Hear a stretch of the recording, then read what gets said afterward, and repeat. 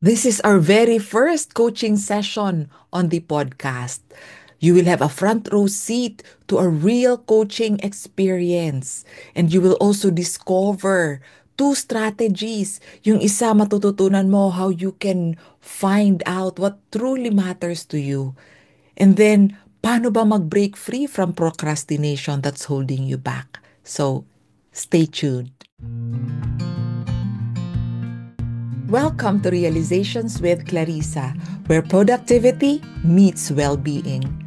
I'm Clarissa Dunan, and as a mother, wife, entrepreneur, and leader, I know how overwhelming it can be to build success while also staying healthy, fulfilled, and present for your loved ones. That's why I created this podcast to share my realizations and one core truth that well-being is the foundation of success, happiness, strong relationships, and impact.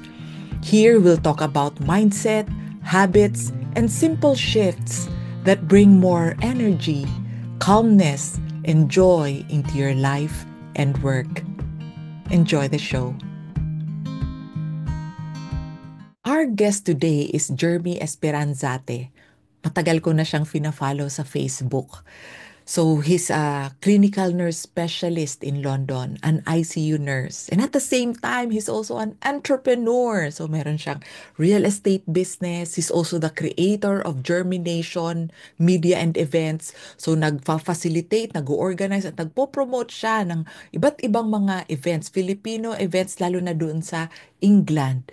And he's also a content creator. Ayan, every week, every Monday, ayan, meron siyang live stream featuring Filipino entrepreneurs and artists, both abroad and in the Philippines. So grabe talaga yung service niya sa Filipino community. And that's what I really admire the most sa kanya. Lalo na nung makilala ko siya lalo through this coaching session, na he has such a big heart to serve the Filipino community, that everything he does for his personal development is aimed at that, for him to be the best version of himself so he could contribute more. Wow.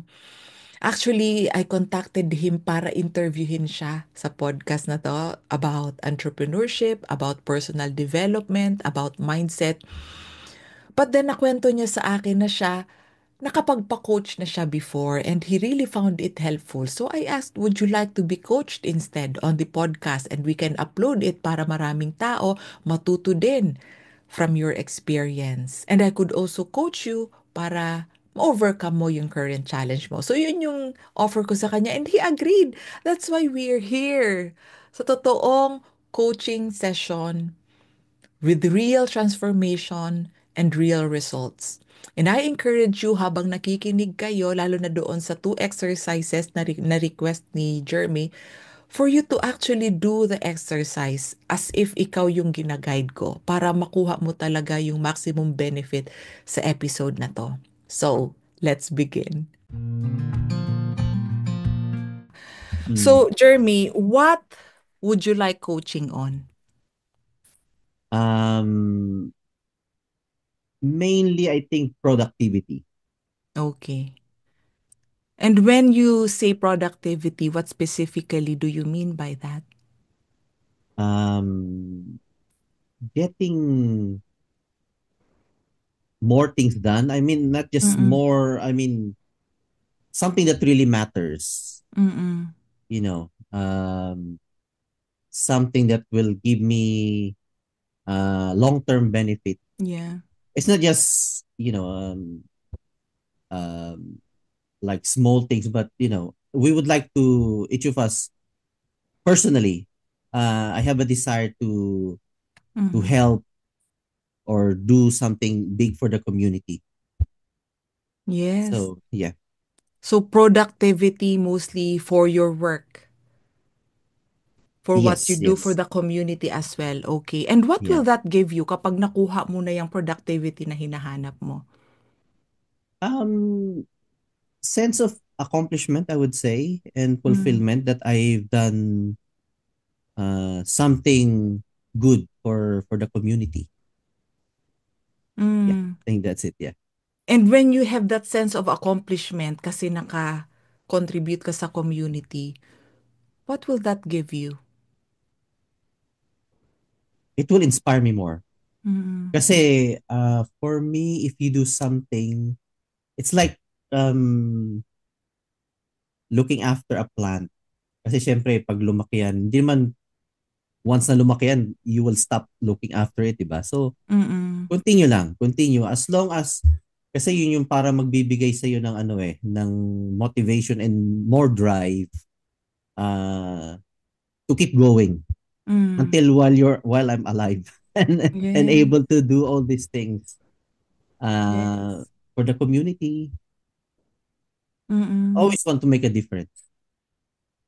Yeah. At nakikita ko nga yan sa mga ginagawa mo sa live stream mo, sa iba mo pang mga businesses. And of course, you have your job. So talagang nakikita ko yung passion mo to contribute to the community. And when you're able to do that, you're inspired and for a very long time, you're able to contribute. What's the importance of that to you? Um,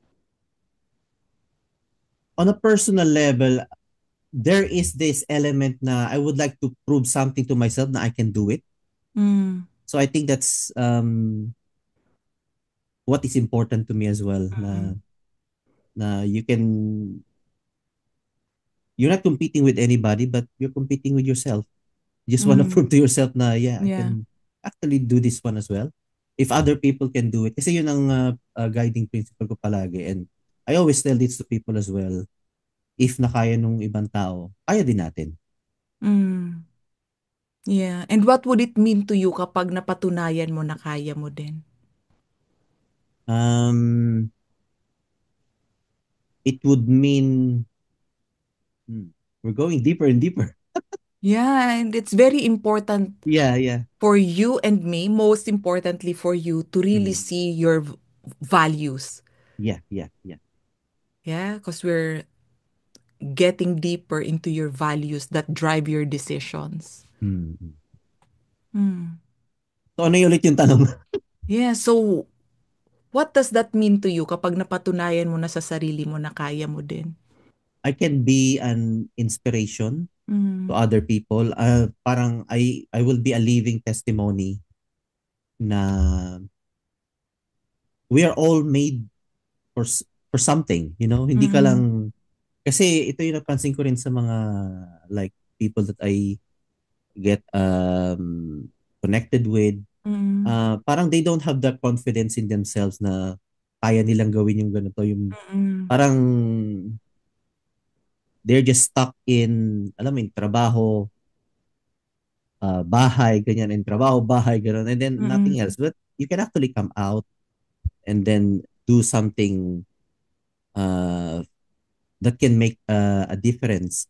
So for me, if I keep doing what I'm doing, I can be a living testimony na everything is possible. Walang imposible kung talagang mm. you will go for it. And you have the right mindset, you have the right intention. You can do everything. Yeah. Yeah. And nagkaroon na nga ng impact yan sa akin. Because before pa ako nag-start ng podcast, I've been seeing you being online, tagging your followers. Ano, sabi ko, wow, nakaka-inspire si Jeremy. Diba? So talagang kumbaga, nagkaroon ka na ng impact even before mo pa ako nakilala. Kasi nakilala Thank you. kita ng una. So who do you want to be? Underneath all of that, there's this identity of Jeremy. Who do you want to be? Kaya gusto mo to and you want to be more productive and you're contributing. I think I always I actually realize na we shouldn't be at the same time, you know, whatever what Mm, despite of all those things that I've said, I still believe na we shouldn't be who we really are mm, is not what we do. mm. I'm a nurse, you know, I'm an event Yeah, organizer, yeah. but despite of all those things, I just believe that um it's really a difficult Yeah. question to answer. Mm. Kasi we always have attachment and Yeah. labels, you know? Yeah. And we always identify to that one. Pero beyond that or deeper than that, we are just like energy, you know? Mm. We're just trying to be uh, our authentic self. Mm. Yeah. Yun lang, parang you just want to be authentic, and once you have that level of authenticity na alam mo na you're not pretending to be somebody, you're just being Mm. yourself, I think it will bring you happiness. Mm. So yeah, I think I hope Yes. I answered you. Yes, and understand na yung goal mo to be more productive, that's going to help bring out the best, the most authentic version of Jeremy who's contributing to the world. Yes. And how long have you been working on this productivity? I think since for a long time. Mm-mm. Okay. I started um learning or understanding the importance of self-development, I think way back 2017. Mm-mm. And then I don't know what it's called. Probably it's what you call awakening. You know, Mm-mm. Yeah. you're been awakened, and your mind has suddenly been open to all this. You know that there's more to what you actually Mm-mm. do Yeah. as a nurse. I'm a Yeah. nurse by profession. You know, like there's more to like doing nursing or just being at home or being on that routine. Mm-mm. Um, I'm lost in thoughts, to be honest. Yeah, and so what I understand is yung nga you have your job as a nurse, you Mm, have your speaking gig, you have your live stream, you have your real estate business. mm, So kumbaga for a person that's kumbaga you're doing a lot. mm, And of course you want to contribute more to the world, especially to the Filipino community. How do you become more productive para magawa mo lahat ng importante sa'yo? mm. So what's been holding you back? What's been stopping you from being the most productive version of yourself? That is the thing. Kasi Mm, it's a good question. Kasi the more I think about productivity, the more I want to do more. But actually, in fact, I have realized that you're spreading yourself thinly if you do that. mm, Kaya um, part of being a very productive person, I guess, is you need to have focus. Because you can't mm, be doing a lot of things. I know it's like counterintuitive. mm, Kasi I think focus talaga. Focus, and then I think it's in my nature as well na, uy, madali ako ma-distract ba na, mm. oh, that's something good. I would like to do that one. It's something new, something fresh. I would like to. So yung original mo na parang nawala na doon yung focus mo. Mm-mm. Kasi you Yeah. want to do a lot of things. I think it's my nature which has got um both advantage and disadvantage as well. Mm, So that's why I chose productivity, um because I understand that once you are productive, it gives you happiness, gives you more confidence, gives you more motivation. mm-mm. Um yeah. Yeah. So kumbaga, naiintindihan kita kasi pareho tayo entrepreneur, no? Ang dami nating gustong gawin, 'di ba? Yeah. Saan tayo magfo-focus? Yun. So that's one, right? So what else? What else has been your obstacle para maging productive? So apart from what I said na Mm. lack of focus because I would like to do a lot of things, Mm-mm. could be, I guess, having the establishing the right habits, Mm. consistency, self-discipline. I realize that all of these things are important in order for you to be. productive. Kasi if you don't have the self-discipline, the consistency, and the right habits, I don't think you will be successful and productive. Okay, yeah. So, yung focus, di ba? Pero naiintindihan ko dyan na kapag alam mo kung eksakto kung saan ka mas magfo-focus, mas madali na yung discipline. Pag very clear na sa'yo. Pwede Yes, I kasing think hindi so, pa yeah. clear eh, kaya kung saan-saan napupunta yung time, Yes, energy, and yes. attention. Sige. So, habits. Okay, ano pa? Ano pa ang napansin mong rason kaya nahihirapan ka maging productive? Apart from those, um, apart from those, to be honest, wala na akong ibang Okay. Yeah. maisip pa na. Yeah, and those are the biggest reasons. And I Mm, can relate to that kasi naging journey ko din yan. Kaya nga ang naging, kumbaga, passion ko ay productivity and well-being. Kasi naintindihan mm, ko kung gaano kahirap, ka-challenging sa isang entrepreneur na ang daming hats, di ba? Nanay, entrepreneur, mm. asawa, leader. O parang ikaw, ang dami mo ding hats, di ba? Saan magfo-focus, paano maging productive sa importante. So, okay, on a scale of 1 to 10, 10 being yes, very productive, where are you right now? Um, I would say nasa half lang ako.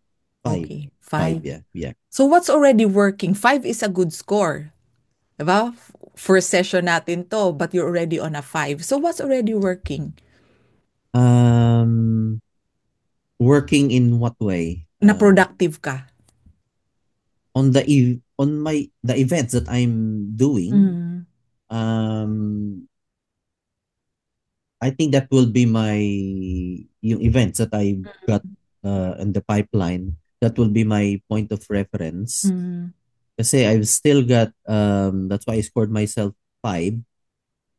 It's because yun nga, sa dami ng mga inaano kong mga events ngayon, I don't know which one to do first. You okay. know? Um, what's working right now, I think, is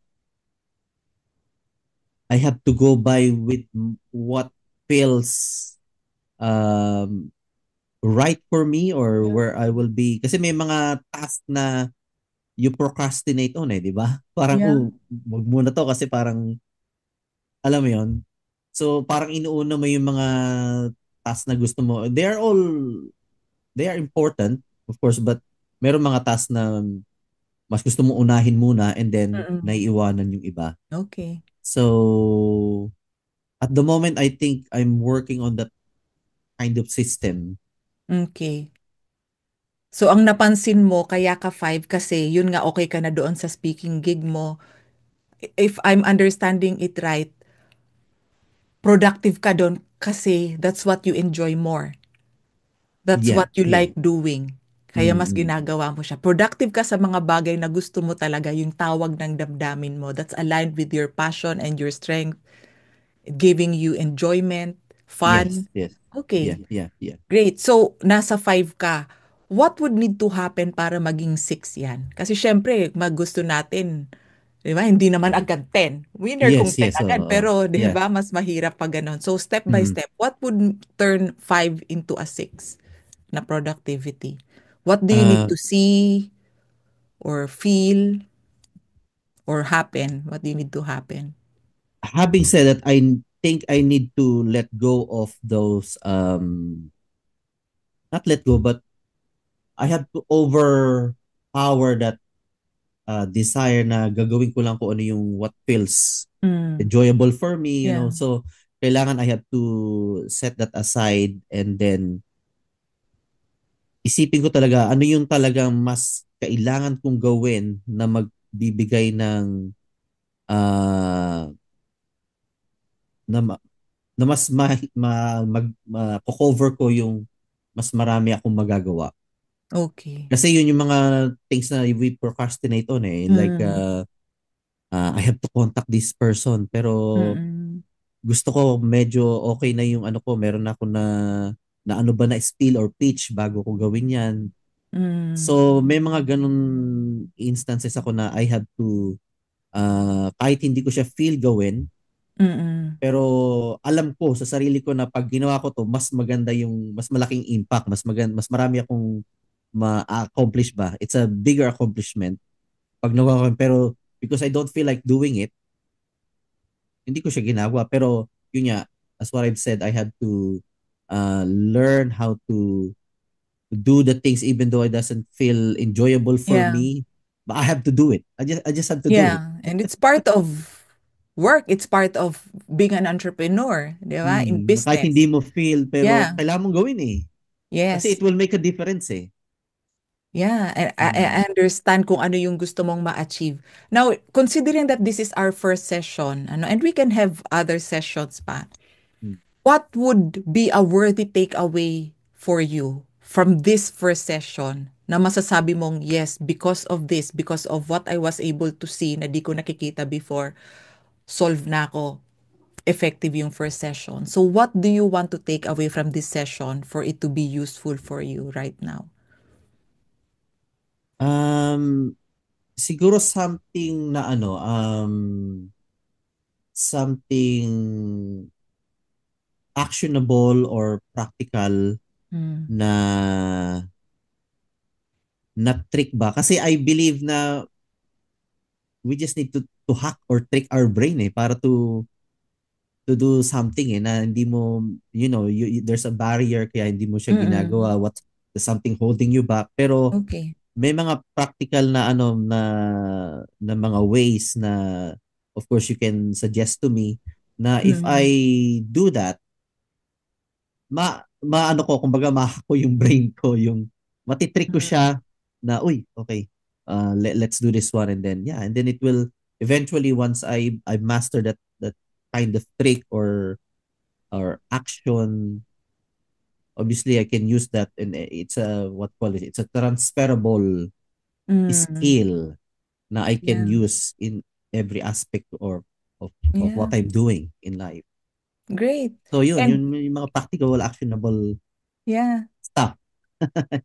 that's great. And yan din ang kagandahan ng coaching kasi kung ano ang kailangan mo, yun din yung i-guide kita. 'Di ba? Mm. And you and I both know na nang mag-start tayo dito sa recording na to, wala akong kaalam-alam kung ano yung gusto mong topic o gusto Yes, mong true, true. ma-achieve, 'di ba? So that's the beauty of coaching. So sige, kanina na-mention mo no na saan ba ako magfo-focus? Ang dami kong gustong gawin and I really admire yung vision mo, yung heart mo for service. So now ang nakikita kong pwedeng makatulong sa iyo also to yun nga yung sabi mo nga ano to hack your brain is to really figure out ano ya ang klase ng impact o ng buhay na gusto mo talagang makreate para maging mas malinaw sa'yo saan mo ilalagay yung oras at energy mo. At makita mo kung gaano kaimportante yung mga certain things na hindi mo na kailangang i-push yung sarili mo kasi nakita mo very clear hanggang sa cells mo, di ba, kung paano nagpi-play ya ang task na yan, whatever you want to be more productive on, sa overall quality of life and business na gusto mong matayo. So let's have an exercise, and this is a visualization exercise. And it would help if you could close your eyes para mas makafocus ka. Ano. So I want you to picture Mm. that you are going to a funeral. Right? So pumasok ka na doon sa room, ang dami mong nakitang familiar faces, maraming malungkot, meron ding mga nakasmile, talking about, yun nga, yung mga happy memories noong nasa burol. Kitang-kita mo yung mga ilaw, naamoy mo yung mga bulaklak, naririnig mo yung tugtog habang naglalakad ka. Papalapit ka ng papalapit dun sa kabaong. And then nung nandun ka na, hawak mo na yung kabaong para i-view yung binisita mo, para makiramay. Tiningnan mo yung nasa kabaong and you come face to face with yourself. It's your funeral. At sa paligid mo, nakita mo yung mga mahal mo sa buhay, family, friends, and also your colleagues and members of your community. At nakita mo yung program, may apat na magsasalita. Yung unang magsasalita ay galing sa family mo. Ang isi-share niya ay how you were. Ikaw bahalang pumili kung sino yung magsasalita, but they could talk about how you were as a son or as a partner or brother, kung ano man yan na role. And then, ano yung mga gusto mong sabihin nila about you as a family member? What are the character traits na gusto mong maalala nila about you? Ano yung mga sinasabi nila about how you lived your life? How you were as a person? How you were as a family member? And then yung pangalawang mag-share ay someone from your circle of friends. Sino yung isa doon na magsasalita? And ano yung mga character traits na gusto mong sabihin nila about you? How you were as a friend, as a person?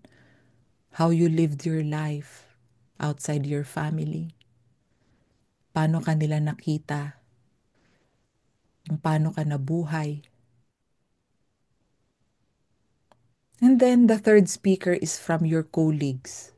So pwedeng, kasi marami kang mga business, trabaho, ano yun? Pili ka doon. Someone you worked with. Ano yung mga sinasabi niya tungkol sa kung paano ka magtrabaho, kung ano yung na-contribute mo sa profession, kung ano yung work ethics mo, kung paano ka makirelate sa kanila sa trabaho. And yung pang-apat ay member of a community na very active ka. It could be sa church mo, it could be sa kung saan ka nag-volunteer, o kung saan man yan. Ano yung mga sinasabi nila about your contribution to the community?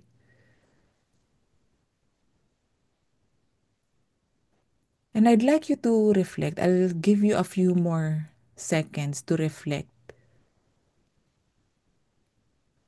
At the end of your life, what truly matters to Jeremy? What kind of life would you have want to live? Who do you want to become? What's really important to Jeremy? So you can take your time to reflect on that. And when you're ready, you can open your eyes and come back to the room.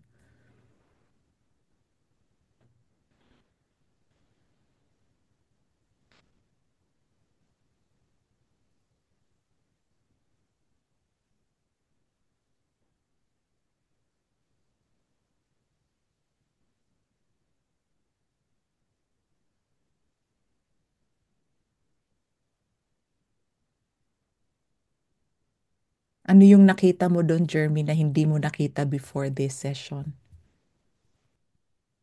It was a good, what you call this one?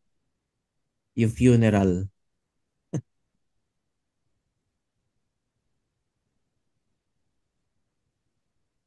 It's a good way to reflect na at the end of your life, na you're already lying in there, how much impact or difference you've made to, to people that you have associated with or live with um, for many years.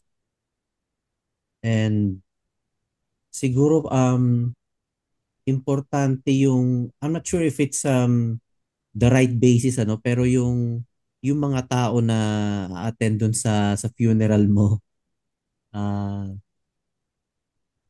I think it speaks volume kung sino yung mga nandoon to be with you sa yung time na yon na you're you're gone pero they're Mm. still remember you. Mm. Pero ang what I have come to realize na gusto ko na what most of those four people who will speak about me yung what you call that one? Eulogy. Para Oo. eulogy ano. Mm. Ah, I want it to be na sabihin nila na Jeremy was the person who actually encouraged me to become a better person, to become a better version of myself. I Mm. think that's the most ano sa akin, what will matter to me. Or what I want to hear from the people around me who will be giving that eulogy. Mm. Yeah, that's beautiful. Ano, and I can also feel, ewan ko, I feel your emotions. Mm. Diba? And galing dun sa na-visualize mo, meron bang naging clear kung ano yung hindi naman pala ganun kaimportante na pwede mong ipasantabi or i-drop muna? Kasi may naging mas very clear na okay, dito ako magfo-focus. Kasi di ba yan yung una mong challenge kanina, saan ka magfo-focus? Ano ba talaga ang Mm. importante? May nakita ka ba doon that could answer that first question? Um, Nothing comes to mind straight away, but that is something that I can reflect on Mm. on my after this, Yes. on my free time, if I'm on the bus traveling, ganyan, Mm, tama. on the Oo. train, I just close my eyes Mm. and Yeah. yeah, yeah. Mm. Yeah, oo. Kasi sabi nga natin, yung transformation, tuloy-tuloy yan. And you have Mm. more time on your own without me outside this coaching session, di ba? Mm. Tuloy-tuloy yung transformation. Ang importante is nabuksan. Nabuksan yung pintuan for you Mm. to see Yeah. things differently. Di ba? Yeah. So, Yeah. yan yung una. Kasi sabi nga ni Stephen Covey sa librong Seven Habits of Highly Effective People, Mm. highly effective people begin with the end in mind. Yes. Begin with the end in mind. 'Di ba? So kung very clear sa atin yung end, anong klasing buhay, anong klasing business, anong klasing contribution yung gusto natin na maiwan sa mundo. Pag very clear sa atin yon, then it will pull us. It will pull us. Mm. Imbes na tayo yung push Clarissa, push Jeremy, trabaho, trabaho. Mm. Grabe yung Mm. energy na nakakonsume nun. Yes. Alam natin yan pareho. But Mm. kapag nakita natin, oo nga no, di ba? And also reflect on this na having that vision, ano yung mga priorities and habits na nag-a-align sa version na Jeremy na yan? Because that's the best version of you. Mm. Di ba? That's the best version of you. But the question is, what made you that way? Ano yung mga prioritize mo along the way? Ano yung mga ginawa mong action that made you the best version of you? 'Di ba? So Mm. kung babalik tanawan natin or coming from the perspective of the end of your life, what would you need to let go to be that best version of you? 'Di ba? What Mm. habits, what environment or maybe toxic relationship or thinking patterns or emotional spirals, ikaw na nakaalam niyan. Mm. What do you need to let go of in order for you to become that best version? 'Di ba? So far, ano yung takeaway mo doon, Jeremy? Um, the session itself is very helpful kasi yung what was striking to me is after all after everything that we have done or what we're doing right now, tama yung sinabi mo, Coach Clarissa, no, na ang mahalaga is yung na-open yung mind mo. Mm-mm. Kumbaga, in-open mo yung portal para sa akin. Yeah. That's So that's great. the, yeah, yeah. I think that's the most ano, Yeah, important thing, yung na-open yung yeah. And that's my my job as a mindset. Yeah. coach, to help Mm. you see things differently. Kasi once you see Mm-mm. things differently, mag-iiba din yung galaw ng katawan mo. Mag-iiba yung decisions mo. Yeah. Diba? So, na-cover na natin yung first na obstacle mo sa productivity na mention mo kanina, it's yung sa focus. Diba? Pero yun nga, you want to reflect more on that para masagot yung Mm-mm. mga follow-up questions ko.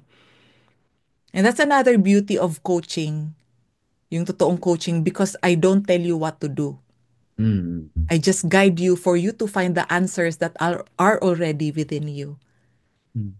'Di ba? So let's proceed. If you're happy, we can proceed to the next obstacle, which is nagpo-procrastinate ka doon sa mga bagay na kailangang gawin. And that's very common. Hindi lang ikaw, alam natin yan, lahat tayo, meron tayong history ng procrastination. And ang isang nakita ko sa sarili ko at sa marami ko nang nakausap ay, ang procrastination, that's the effect. Kasi akala ng karamihan, yan yung cause. But that's the effect. That's the effect of what you feel towards that task. And what you feel Mm. about that task, how you feel about that task, is determined by your thoughts about that task. So, dun tayo muna, mag-explore tayo. So, bago mo gawin yung task na nagpo-procrastinate ka, how do you feel about it? Kaya ayaw mo. Um, that's one thing that I don't understand kasi there's nothing naman talaga huge na unpleasant about it, or Mm-mm. that's something that I really would like to uncover. Bakit? Why not? Why not doing Okay. it? So, There's nothing, as yeah, what I've said. It's just a matter of messaging yeah, those lists that we have. We got lots of people on the list. I just need to basically mm, touch base with them one by one, and okay, we have a template anyway. So it's just a copy paste, and just personalize it a little bit, but the main oh, structure is yeah. already there. Pero I don't know why I'm not doing Yeah. it.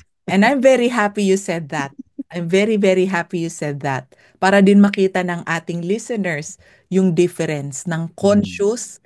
Kasi yung Mm. ginawa ko sa iyo is, I was trying to get an answer from you on a conscious level. Like, ano Mm. yung feeling? Ano yung thought? E karamihan Parang, sa mga oo. nagda-drive sa atin, lalo na sa mga bagay na hindi natin maintindihan sa sarili natin, it's on a subconscious level.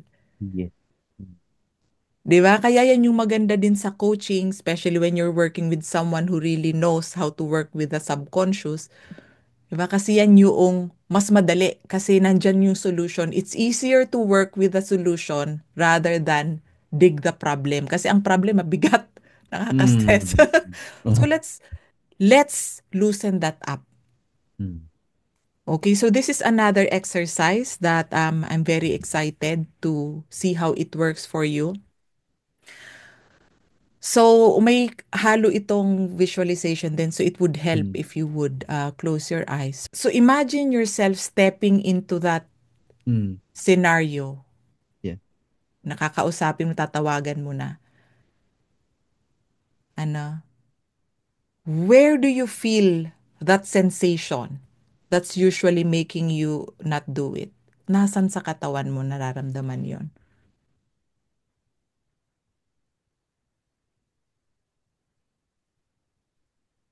Parang it's all over. It's all over. Can you show me kung saan? Mm. Yan, buong katawan mo ba or Buong, buong katawan? Okay, whole buong body. katawan niya. Yeah, whole body. Yeah. And sensing in and through that whole body na yan, gaano kalaki yan? As in buong katawan mo or smaller or bigger? Just the same size as me, I Okay. think. So yeah, yeah. And I'd like you to really pay attention to that sensation kasi nakita ko gumanon ka talaga yung katawan mo. So you really feel it. Now, Sense in and through that and tell me, ano yung sensation quality dyan? Is it tight? Is it heavy, dense, light, airy, warm, cold? Whatever you're feeling in there. Tell me, maybe 1 to 3 words to describe it. Parang there's something you want to move pero di ka makamove. Parang Mm, ganun. Parang there's something like a barrier mm, na you're trying to force yourself, okay, let's do this. Pero parang, wag yes. na nga. And now you It's something like understand. that. Yes. Mm.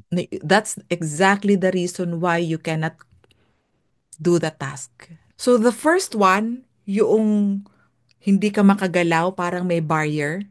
Mm. Mm. That's the beginning sensation. Mm. And I'd like you to find out, merong pinanggagalingan niyang whole body sensation na yan. That's stopping you from moving. So yan yung pangalawang hahanapin natin. Where is the perceiving happening? Where is the one who perceives that? I suppose in my mind. Let me summarize kung ano yung ginawa namin dun sa exercise. At ikaw, pwede mo din tong gawin on your own. Number 1, hanapin yung iba't ibang parte ng katawan kung saan mo na-experience yung pagpipigil, yung tightness, yung heaviness. And yun nga, si Jeremy sabi niya, ay, ito yung pipipigil. Hindi ako makagalaw. Yan, heavy, it's like, so, because of that stressful response ng katawan, hindi na lang mag-take action. Right? So, ikaw hanapin mo yan. Nasaan yan sa katawan mo? And then, number 2 is what? Rather than resisting and judging those sensations, rather than running away from the action, number 2 is what do? You relax each area. You relax it. Right? So, ginaid ko si Jeremy to relax every part na nahanap namin. Okay? So, it's a very simple, very loving, gentle, kind, and inclusive way para ma-overcome yung procrastination. Inclusive meaning kahit iyan, something na, ay nako, ayoko ng feeling na to, parang natatakot ako, kinakabahan ako, kaya ako nasa-stuck, wag na lang akong gumalaw, di ba? We include that. And actually, it becomes the doorway para magawa mo yung gusto mong gawin. Right? Instead of resisting it. Di ba? Napansin mo ba? Whatever you resist, persists. The more na, sinasabi mo, wag ka dito, ayoko sa'yo, takas ako, wag, get away from me. The more na hindi natin yan na-overcome. Tama ba? The more na grabe yung power sa atin kasi we don't have the courage to face it.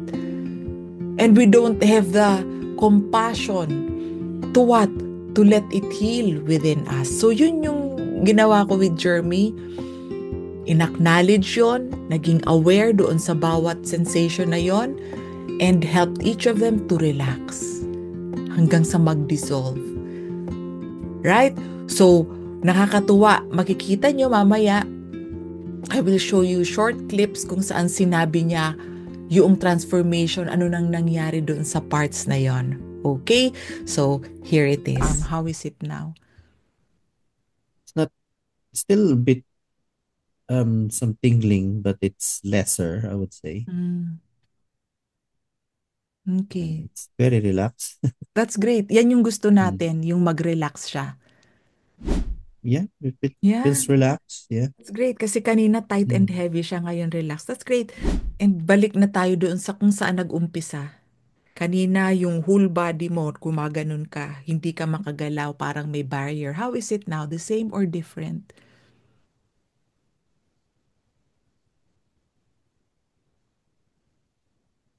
I just felt relaxed after that exercise, that activity. So that's the transformation he experienced mula sa may nagpipigil sa katawan, may tightness, may heaviness, hindi makagalaw yung certain parts ng katawan niya, to what? To complete relaxation. Mas magaan na, mas kaya nang gumalaw. Right? And it only took a few minutes. And again, you can do this on your own. Right? So balik na tayo doon sa last part ng coaching session. Now, I want you to go back to the original context doon sa task na nagpo-procrastinate ka before. I want you to step into that. But stay this way. Be in this state. How is it different being this way when you step into that original context? Like you feel the energy. Mm, Kasi with that exercise, it's like you're, even though it's guided obviously, but mm, you're using your own imagination. mm, You are being in control, mm, and it just tells me that, with the right uh, frame of mind, whatever barrier there is, you can actually shift it, you can overcome it, mm, because it's all, as long as you know how to use your mind as to your advantage, to your, the power of the mind basically, mm, yeah, that whatever it is, you can, as long as you shift your frame of mind into mm, the right one, mm, you can actually conquer it. yeah. So, I want you to step into that kasi kumbaga nandun tayo sa mental rehearsal, Mm, mm, right? mm, I want you to step into that situation na tatawagan mo na yung tao, mm, mm. right? How different is it now being this way? Kasi kanina hindi makagalaw yung katawan mo. May barrier. How is it now? Is it different? Yes, it is Mm. different in such a way that you made me realize that whatever that, I would say it's a negative energy, and then you turn it into like a positive energy, Mm. because you try to, um basically try, as what you said, it's a mental rehearsal. Mm. You try to overcome whatever that energy is, Mm. that negative energy, and instead of you trying to fight against it, Yes. you try to just shift your mindset and use that, turn that negative energy into a positive energy. You've given me the tool. You Mm-mm. equip me with this exercise that I can Mm. actually use it, Yeah. like in times that, these things will keep occurring, but Mm-mm. now that I have this, like the exercise that we are doing right now, I can actually Mm-mm. use it in Yeah. order to overcome it. So Mm-mm. just as what you said, it clicked to me, it's a mental rehearsal. Yes, and you don't So need to fight it. 'Di ba? Kasi usually yeah, ang yeah, ginagawa natin before, 'di ba, ang habit is we keep resisting it, we keep running away from it, we keep thinking that, oh, this is bad, and we feel guilty about it. But what if we yes. just Mm, allow it, acknowledge it, and let it be the doorway for it to open and relax and for us to really have that, sabi mo nga, positive energy to do what we mm, want to do. mm. So ano yung na-take away mo doon sa exercise na yan aside dun nga sa ginamit mo siya as a positive energy and you already have a tool that you can use over and over again. What else did you see that you haven't seen before? I think the benefit of a mental rehearsal. Kasi yung mental rehearsal, parati ko naririnig yan, pero I don't really know how to do it. So I think that's my main, like, takeaway na, kasi there are things na, when we listen to, like, self-help audiobook, or, it's just there, it's just an idea, pero unless you actually put it into practice, dun mo lang ma-realize na, yes, actually effective pala yun. I can actually use this. and it will really help. So just like what you said, it's mental rehearsal. So now I think I've got the a way how to overcome what I need to overcome. Just you don't fight it, just acknowledge it kasi sabi nga natin 'di ba acceptance is key, 'di ba? Not Mm-mm. until you acknowledge or accept something, hindi ka you won't change. Okay, so Mm. na-cover na natin yung dalawang main obstacles na na-mention mo kanina. Diba? Una ay yung sa focus. Mm. Pangalawa ay yung sa procrastination. Kinover muna natin yung foundation. Yes, yes. Mhm. 'Di ba? Yung beginning with the end in mind and what's really holding you back. Dinisolve natin yung structures na yon in a good way, Mm, mm, mm. right? So what did you find out about yourself today through this session? Just being ano talaga no, as what you said from the very beginning, just be open lang talaga and just be sinabi ko nga kanina, be authentic lang talaga kung ano yung don't hold back kasi it will not help if you're holding something back kasi you won't be able to help me Mm-mm. as well. So yun, I think that's the most important thing, just to be honest with yourself, be authentic, and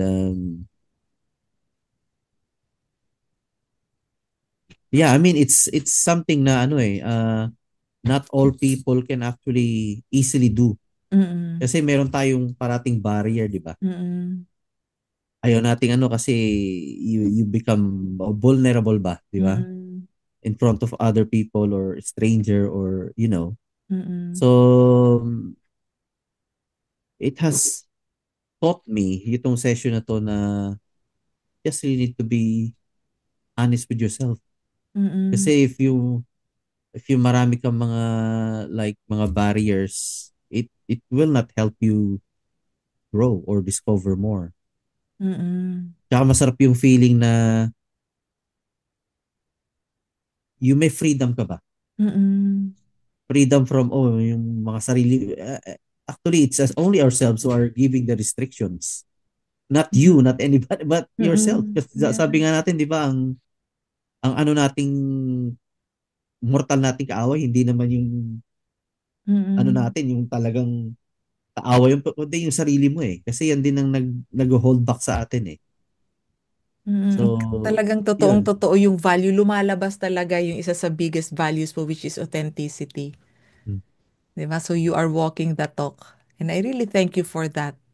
Kasi 'di ba maraming tao nga natatakot na ilabas yung tunay na version. Mm. And I'm honored to see that. And yun nga, thank you for this opportunity to share yan sa maraming tao. Mm.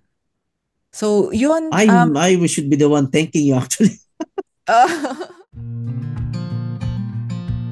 nag-follow up ako kay Jeremy 1 week after nung coaching session. And I'm so happy to hear his reflections kung saan siya mas magfo-focus. And we also talked about additional strategies kung paano ma-overcome ang procrastination.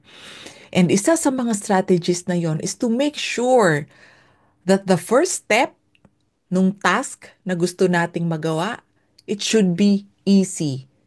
And what? Simple. Eh kasi kung masyadong malaki yan, tapos iko-commit natin na all or nothing, dapat matapos ko lahat, dapat magawa ko lahat, lalong mas lalo tayong natatakot, mas lalong nagiging undesirable ang task.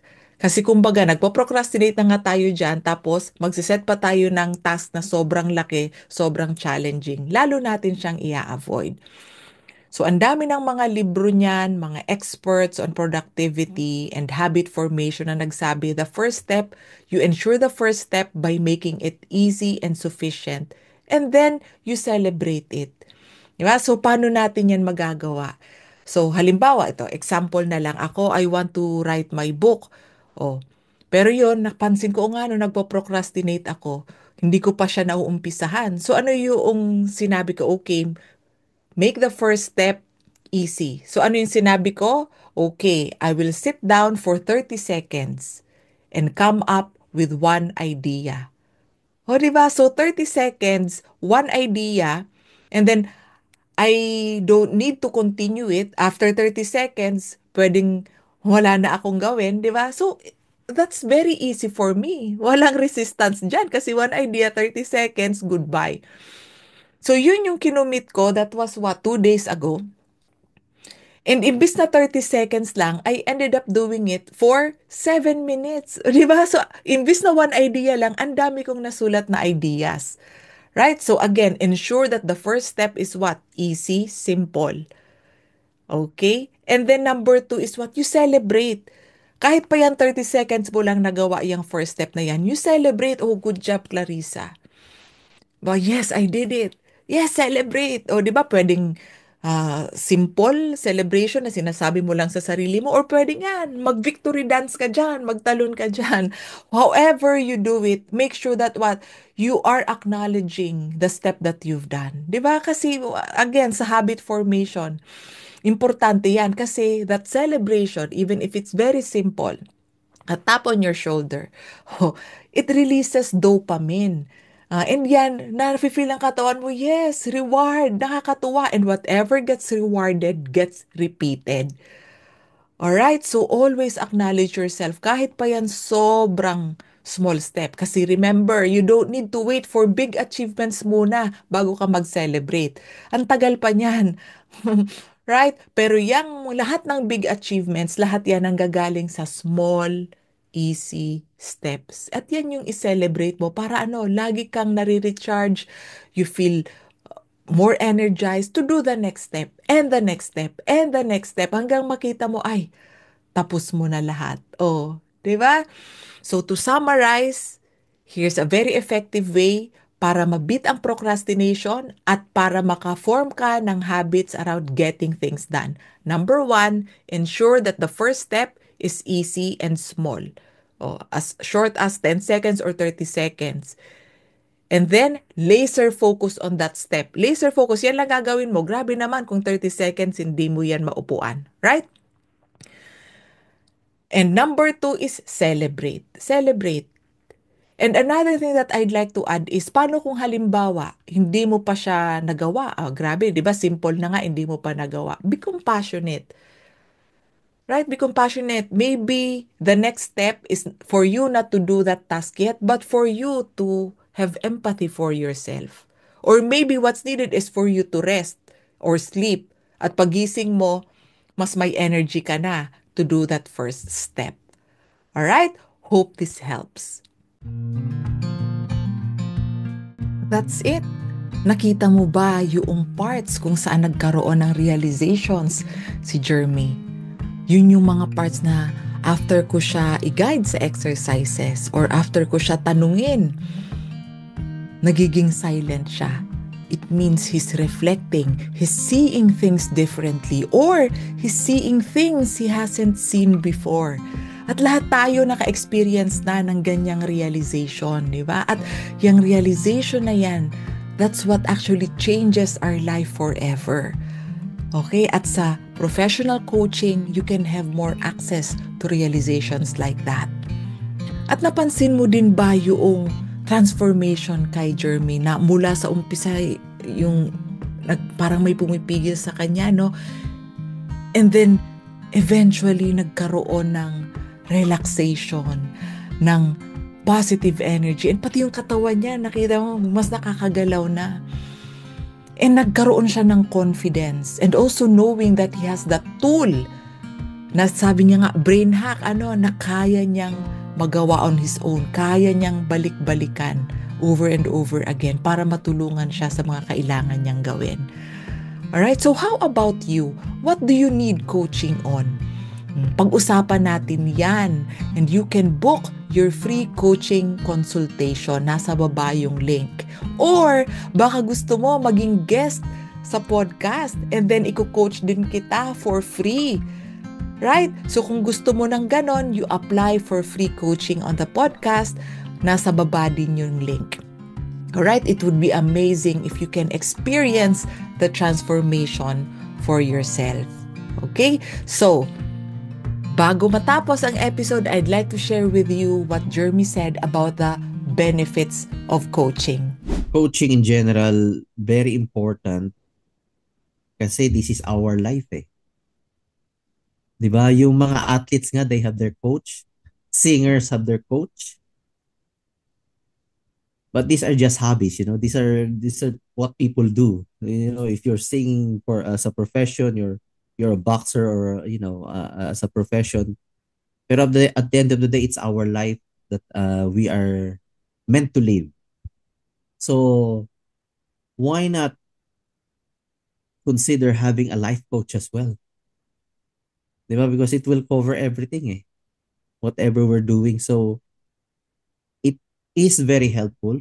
People probably don't um the idea might be something that they just hear but they don't consider. Kasi may mga ganun, 'di ba? Narinig lang nila pero they don't really internalize it. They don't realize or understand the importance of coaching, especially life coaching because it number one, we experience problems in life and we always, we easily get overwhelmed.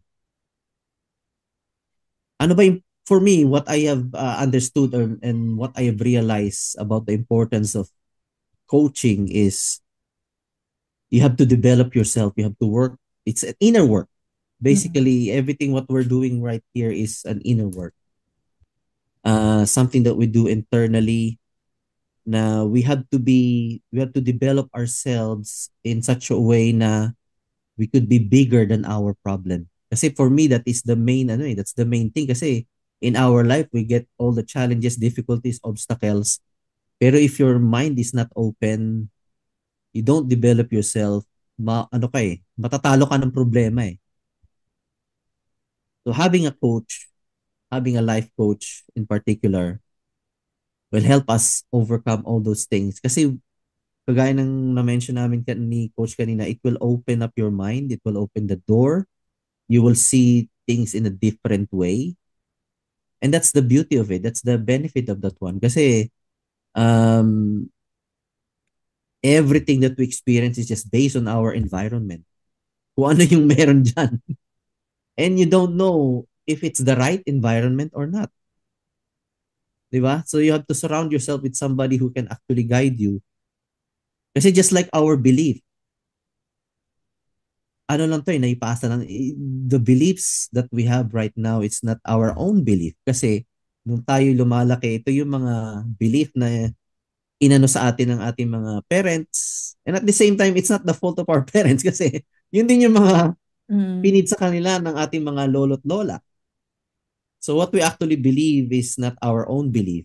Kaya that's why we need somebody to guide us, just like a life coach, to open up our mind, to examine everything, to see things in a different way, in a different perspective. And in that way, as we grow ourselves, kung ano mang ma-encounter nating problem or difficulty, challenges in life, we can actually face it and we can actually say that we are bigger than our problem and we can conquer it. So for me, that is really the benefit of having a life coach. Um, shifts your mindset as well. As what I've said, the environment is a big factor. Minsan, toxic na pala yung environment, pero for you, that's normal. Mm. And you need somebody to tell you, oh, you know what, that's not normal. Pero for you, it has become a normal Mm. thing because yun yung na-encounter mo palagi. So that's the danger of it. And then di mo na sometimes it's too late before you realize na everything is happening is not the right one, it's wrong. Mm. Then you started suffering, you become depressed, you're having all these mental problems because of those things. So all I can say is our mind is our uh, strongest weapon that we have. So we Mm. have to really look after it. We have to harness it, you know. Yes. So yun lang masasabi ko that the benefit of having a life coach because you become better. So everything will be better. Your decisions will be better. Your actions will be Mm. better. Your outcomes will be better. Yun lang. As simple as that. If you enjoy the episode, share it with someone who might need it. And subscribe or leave a review. It will really help spread the message.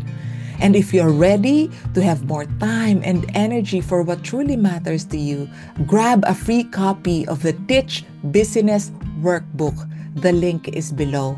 It will guide you through 3 simple steps so you can create more space in your life and work. Until next time, remember, your well being comes first.